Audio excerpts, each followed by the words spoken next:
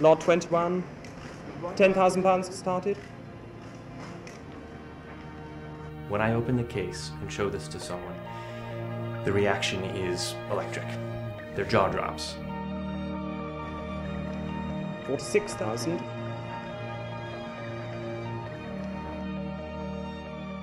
I had seen it a couple of times behind glass at exhibitions, and many times in books. But when I was in its presence, it was absolutely awe-inspiring. At £80,000 then on my right, at 80,000, 82,000, 84,000. When you first see it, you don't even need to know anything about violins to know that this is something special.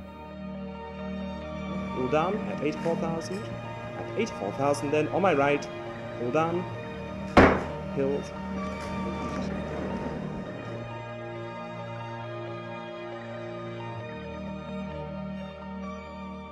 Antonio Stradivari made over 1,200 violins, violas, and cellos in a very long working life that he had. He worked for over 60 years.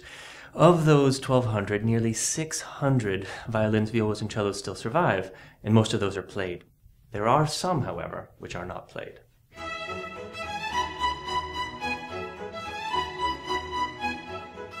What makes Stradivari interesting as a maker is that he was able to so clearly translate his ideas about what a violin should be into the physical object, the violin as it left his hands.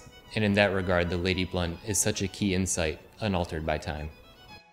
I've seen so many Stradivarius in my lifetime, and we can sort of imagine what they looked like when they were new. And we try to imagine what the maker was doing and what was his method of making the violin. In this case, it's all there for us to see. As a violin maker, it's incredibly inspiring to see that work. The sculptural integrity of the violin is so obvious and apparent. The first owner of record was Jean-Baptiste Vuillaume, and he found this violin in Spain in the 1860s. And already then he realized how important and how clean and well-preserved of a violin this was. Vuillaume sold this to Lady Anne Blunt. In the 1890s, the Hills bought the violin from Lady Blunt, and they realized at that point that this was something that needs to be preserved for future generations. The Hills sold this violin to arguably the best collectors in history. In 1971, this violin made world history by selling at Sotheby's for an unprecedented sum, and bidding was fierce. The eventual buyer was a gentleman named Robin Lowe, and it was purchased by Andrew Hill on his behalf. All these corners and edges, which normally get rubbed off and perhaps a bit battered in use, are largely as they left the maker's hands, and it's in an exceedingly pure and fine state of preservation. It is unique in that respect. Would you play this one? No, I wouldn't. It's going to go back in its case in a moment. I think we're all sweating ourselves on this side of the table with this. The sooner it's away, the better. Robin Lowe owned the violin for almost 30 years, and then in 2000 it changed owners twice, and in 2008 it was purchased by the Nippon Music Foundation. It's an absolutely glorious violin. The varnish looks like it's lit from within, and the violin just absolutely glows.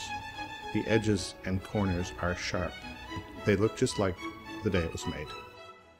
The PG inscription inside of the scroll indicates it's built on the PG form. It's a mature golden period violin. It's one of very few Stradivari violins still retaining its original neck. Vuillaume in the 1860s reset the neck, but he was careful not to notch it into the top, so the top is still uncut in that area. I certainly hope that of all the 600 Stradivaris, this particular one will find as its next owner someone who will maintain it in the near perfect state that we find it today. It's been such a unique experience to be a temporary steward of the Lady Blunt and share her with the world in a way that hasn't been possible until now.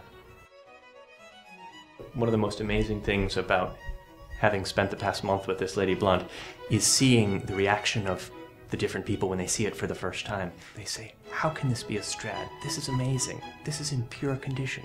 It's got to be a Vuillaume. It's got to be a Sacconi. And no, it's the real thing.